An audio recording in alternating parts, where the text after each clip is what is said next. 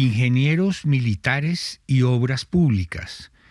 Uno diría, pero ¿y qué tienen que ver los ingenieros militares con las obras públicas? Las obras públicas serían como para la ingeniería civil. Vamos a ver cómo, en la medida en que nos adentremos en la historia, y sobre todo por allá en siglos XVI, XVII, en la Nueva Granada y en todo este territorio poblado por los españoles desde 1492, este tema se va aclarando. Germán Mejía Pavoni, este es nuestro tema de hoy en la serie de Los Tiempos del Ruido. José Vicente, buenas noches. Germán, ¿por qué ingenieros militares y obras públicas? ¿Las obras públicas no las deberían hacer los civiles? Porque los que sabían eran los ingenieros. Y la primera función va a ser militar en un imperio que está en expansión, que tenía el control de medio mundo, y va a necesitar obras especializadas para eso. Pero van a tener también necesidades civiles. Entonces esa diferencia entre civil y militar, que resulta cómoda y que clarifica, sin embargo tiene el mismo actor detrás. Es una persona que sabe construir, que ha sido formado en matemáticas, que ha sido formado en materiales, que tiene conocimientos que vienen desde la antigüedad y que se han ido reproduciendo en las escuelas donde estos militares se forman, que son una especie de politécnicos, y por lo tanto son las personas capacitadas para hacerlo. Claro, un camino, un puente, un almacén, pues pueden usarse para la guerra o para la vida Claro. civil. Ahora, tú necesitas construir un camino y controlarlo. Pues necesitas saber de puentes y de caminos. Alguna vez en un programa de estos hablamos de los caminos reales. Claro, pero los caminos reales, cuando llegan a un río insalvable que no puedes vadear, pues necesita un puente. Y los puentes se hicieron. Ahora, los puentes se inventaron mucho antes de los españoles y mucho antes de los romanos. Los incas construían puentes, aunque los incas son realmente... O sea, no están tan atrás en el tiempo, que los incas son del siglo XIV, del siglo XIII, son realmente bastante cercanos a la conquista de América. Él tiene la tecnología para hacer puentes, porque es que el problema siempre estuvo ahí. ¿Cómo pasar de un lado a otro cuando es insalvable vadear el río? Entonces se construye. Es interesante, en la historia muchas cosas fueron inventadas muchas veces porque es la necesidad la que necesita resolverlo. Y no necesitaron comunicarse. A mí realmente me llama mucho la atención cuántas veces inventó la escalera. O sea, es que es sorprendente, pero es que la escalera que damos por hecho supone que tú tienes un problema que resolver, y es que estás frente a una pared con dos niveles y que tú necesitas resolverlo. Entonces la puedes escalar, pero si no puedes escalarlo, ¿cómo haces? Pues inventa la escalera tantas veces como es. O la vivienda. Todas las casas tienden a ser distintas, pero todas tienen puertas, ventanas, techo, una piso, zona para cocinar. Claro. Entonces, todas las sociedades inventaron casas. Todas las sociedades inventaron un martillo de alguna manera, una aguja de coser. Entonces, claro, hay comunicación entre civilizaciones y algunas cosas pasaron de una civilización a otra. La pólvora de China, o sea, lo que pasó a Occidente de China fue cantidades, que el papel, que la pólvora, que la imprenta, que no sé qué cosas. Pero tanto en China como en Occidente se inventaron las agujas, se inventaron los clavos, los tornillos, las tuercas, las poleas. Entonces hay unas necesidades humanas por el hecho de estar sedentarizados y residiendo en un sitio que va a obligar a que eso se haga. Ahora, eso va generando unos especialistas. Y esos especialistas tienen la capacidad de resolver esos problemas de una manera eficiente, de una manera que realmente ayude a resolver ese lío. Yo creo que la primera gran diferencia que vamos a encontrar no es ingenieros militares o civiles, sino entre ingenieros y arquitectos, que eso va a ir apareciendo hacia el siglo XVIII, siglo XIX, donde la construcción de vivienda y el diseño va a ser una especialización que se desprende de la ingeniería, pero la matriz de todo esto es la ingeniería.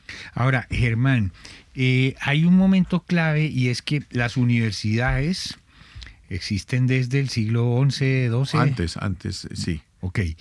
Y están muy especializadas en temas de filosofía, teología, algo de medicina de pronto. Hubo cátedra de medicina, sí, en las primeras, en universidades, en las más viejas italianas, hay medicina. Bolonia. Sí. Sí. Bueno, pero a donde iba, no me quiero desviar, es que eran unos sitios complicados, había que saber latín y tal, y la ingeniería era demasiado concreta. Sí, y supone unos saberes distintos. O sea, la universidad es esta congregación de personas dedicadas a cultivar el saber que se cultivaba era la teología, la filosofía, un poco la medicina, pero la medicina de universidad, que no es la medicina que toca el cuerpo. No la cirugía. No la cirugía, sino realmente el conocimiento de los humores y este tipo de cosas. Teología, filosofía y derecho. Eso es en latín y eso sucede en estos gremios de sabios, que son las universidades. Claro. Conecte eso con el mundo de los albañiles, los maestros de obra, eso no conecta. Y el trabajo manual no es de nobles, no, el trabajo manual es otra cosa. Ahora, pensemos que un imperio como el español, que no es solamente un rey por allá viviendo en el Escorial, si era Felipe II, alguno de ellos, hubo que construir el Escorial. Es que el Escorial es una construcción enorme que suponía conocimientos muy sofisticados. Pero además tú necesitas comunicar, pongámoslo en el peor de las situaciones, comunicar el ejército que sale de la península y va hasta el sur de Italia, porque es lo que están controlando. ¿Cuántos ríos, cuántos puentes, cuántos caminos, cuántas fondas necesitas tener en ese camino? Y eso lo van a hacer especialistas en diseñar y construir. Construir es conocer materiales. Construir es tomar decisiones de que esto se me sostiene mejor con estos materiales que con otros. Y hay que pensar que va a haber invierno, verano, que va a haber crecientes del río, es decir, claro, eso. O sea, ¿tú cómo cimentas un puente? O sea, si el puente está sobre tierra arenosa, no se resuelve de la misma manera que si está sobre greda o en zonas inundables o lo que sea. Y los construían, los acueductos. Es que además en este imperio, como en otros que están en el mismo momento y antes, la gente vive en ciudades. La ciudad de Roma, en el siglo I de nuestra era, tiene 1 millón de habitantes.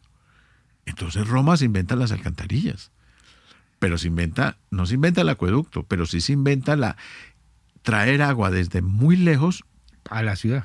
Y se inventan entonces unas máquinas enormes que son fabulosas de cómo elevar el agua del río hasta la altura que necesita el acueducto para que pueda, a través de un desnivel controlado por kilómetros, que el agua corra lo suficientemente lento para que no gane velocidad y se desborde, y lo suficientemente rápido como para que no se estanque en un sitio. Esa curva tiene que calculársela por 20, 30 kilómetros. Eso es alucinante. Que no es de tierra plana. Las represas también. Las represas. Claro. Y ellos lo hicieron todo. Ahora, Germán, traslade eso a este otro territorio completamente desconocido, claro, donde no hay cierto tipo de piedras, donde la tierra puede que sea diferente, donde hay unas maderas que allá no se conocen.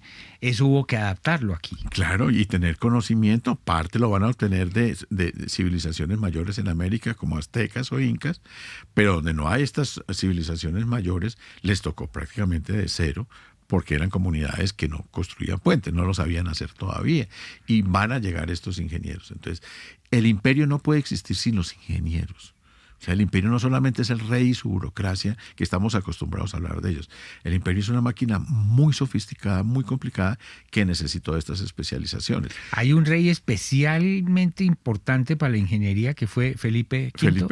Felipe II. ¿Por qué fue tan importante? Porque crea esta especie de politécnico. Él establece una escuela de matemáticas y de ingenieros militares. Que hablaban en castellano y no en latín. Claro, porque es que el latín era para abogados y para filósofos. Aquí no, aquí era saberse comunicar, recoger la experiencia y el lenguaje del común para poderlo tener. Ahora, estos ingenieros fueron sofisticados. Aquí, por ejemplo, que llegaron aquí a Santa Fe, Bogotá, los que van a llegar en el siglo XVIII. Hubo algunos que llegaron, por supuesto, antes, que van a ayudar a construir no ingenieros, pero aquí llegaron lo que llamaríamos maestros de obra, pero personas que sabían trabajar la piedra, que sabían trabajar materiales para construir las viviendas y las iglesias. Es que construir una torre de una iglesia supone conocimientos. Muros de 20 metros de altura. Los problemas que tuvieron que resolver colocando las cúpulas de las iglesias, que eso es de lo que más se luce, el prestigio de la orden está en la cúpula de su iglesia, pero construyó una cúpula que no se le caiga, que no se le desmorone. Eso supone conocimientos. Y esos conocimientos fueron utilizados por muchas otras cosas. Por ejemplo, quien diseñó la iglesia de los jesuitas en Bogotá es el mismo que construye el primer puente sobre el río Bogotá en el camino de Fontibón hacia Pacatativá, que es el puente grande, que va a ser reformado después en el siglo XVIII, pero el puente inicial lo hace, el mismo que hace la cúpula de San Ignacio, hace el puente sobre. Además, allá hay una doctrina de jesuitas que es la de Fontibón. Entonces va a construir un puente en tierra de jesuitas, un jesuita que también vive aquí en San Ignacio, en el centro de la ciudad.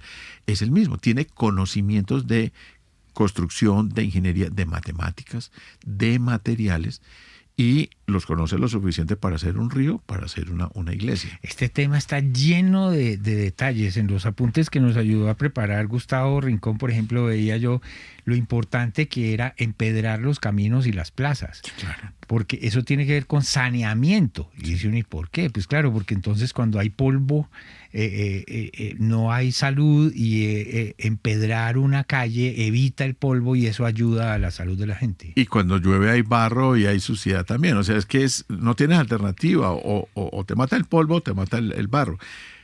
Y la lógica de las calles, de la calle colonial, es la V. O sea, no es, la nuestra es como más alta en el centro y más baja en los lados. La calle colonial no, está hecha para que por el centro vaya una especie de canal que es la que recoge las aguas. Y es la lluvia la que ayuda a limpiar más los planes inclinados. Pero eso había que hacerlo. Hablamos aquí en un programa anterior de los caminos reales, o sea, realmente fueron obras de ingeniería.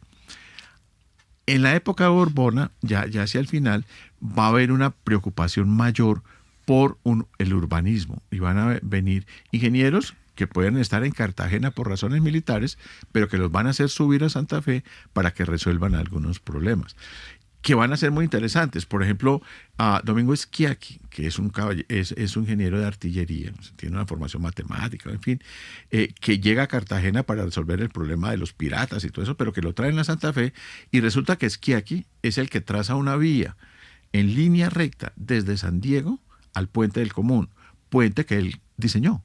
O sea, él diseña el Puente del Común, que es el camino que lleva hacia Zipaquirá, y traza una línea recta, en la cual hoy en día todos recorremos, porque es la autopista. La autopista norte está diseñada en 1790, 90 y algo, por Domingo Schiacchi, que es un ingeniero de artillería, que es un coronel de artillería, que es el camino allá. Y ese puente, pues hoy en día lo aislaron, en la carretera se la pasaron por el lado. Pero sigue en pie. No, yo alcancé a pasar en carro por el Puente del Común por años. Es que no había otra alternativa. Pero Domingo Schiacchi es también el que le toca asumir los efectos del terremoto de 1785 aquí en Bogotá, y entonces una parte de la catedral actual está diseñada por Domingo Schiacchi, además por otro arquitecto, ese sí arquitecto que es un capuchino, que es Domingo Petrés. Pero también está Domingo Schiacchi, la mencionamos en un programa anterior, con la Casa de la Aduana, con varias calles y la primera alcantarilla que tiene esta ciudad. Ellos vienen a resolver estas necesidades en un momento del Imperio Español, que es a finales del siglo XVIII, en el que las condiciones higiénicas empiezan a ser fundamentales. Es Domingo Schiacchi el que hace el estudio de vientos aquí en la Sabana para ubicar el primer cementerio. Viene una orden de Roma, y es que por razones higiénicas ya no se podía y se prohibió enterrar en las iglesias. Eso estaba saturado. Si hay una cosa impresionante en Santo Domingo y Cartagena, es caminar por la iglesia, porque uno está caminando sobre lápidas, y eso impresiona. A mí me impresiona todavía. Entonces, hace un estudio por el Cabildo de la ciudad de dónde colocar el primer cementerio de la ciudad. Y él hace el estudio, y fruto de ese estudio es el primer plano que tenemos de Bogotá, el de Domingo Schiacchi, 1791, 92. Y él ubica el cementerio en un barrio que hoy se llama La Pepita, y se va a llamar el barrio de La Pepita. Hoy en día es el sitio del primer cementerio de esta ciudad, que después se convierte en un cementerio de pobres cuando se decide que el cementerio debe quedar en otro lado, que es donde está el cementerio central nuestro. Pero eso lo hace un ingeniero militar, encontrar el sitio donde debe estar eso, porque él conoce de vientos, de aire, de cómo corre, en qué lugar sería la mejor ubicación, todo eso. Este es un tema fascinante que tiene que ver con la evolución de lo que hoy es Colombia, ingenieros militares y obras públicas. Nuestro capítulo de hoy en los tiempos del ruido con Germán Mejía Pavoni. Germán, gracias y hasta la próxima. José Vicente, un gusto como siempre.